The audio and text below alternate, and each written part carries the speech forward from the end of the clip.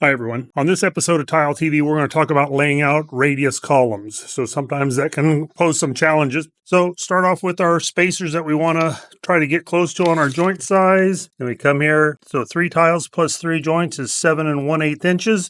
So we'll double that so I don't have to put so many lines, and then that makes it at 14 1/4.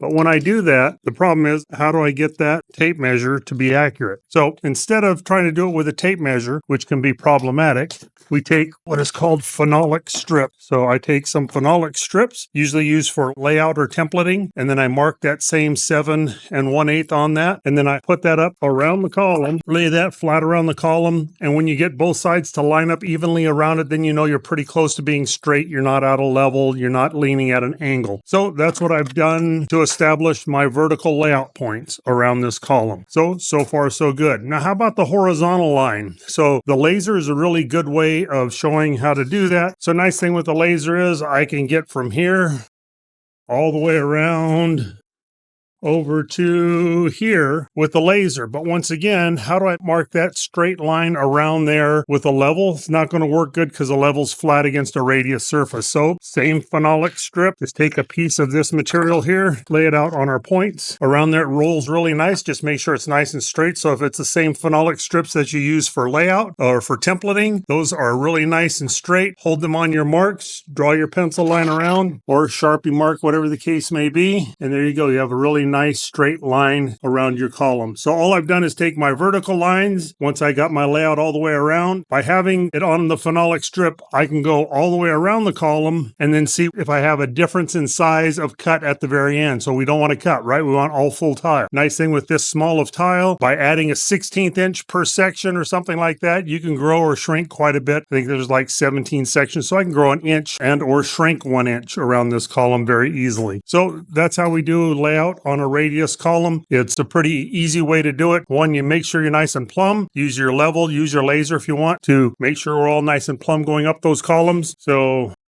here's our column just started, couple rows at the bottom. We did another couple rows here yesterday. So there, we're going up to 12 feet up there. So got a scaffold ready to set up and we're going to go set it up. So we're at the top. Our cut is the same at the top up there as it is at the bottom. So I took off about 3/4, 7/8 of an inch on the bottom row. When I get up to the top of the column, hopefully we're there at about the same cut at the top. So it's going to look the same. Top and bottom will be the same. So that's just some good tips for doing a layout on a radius column. Thank you.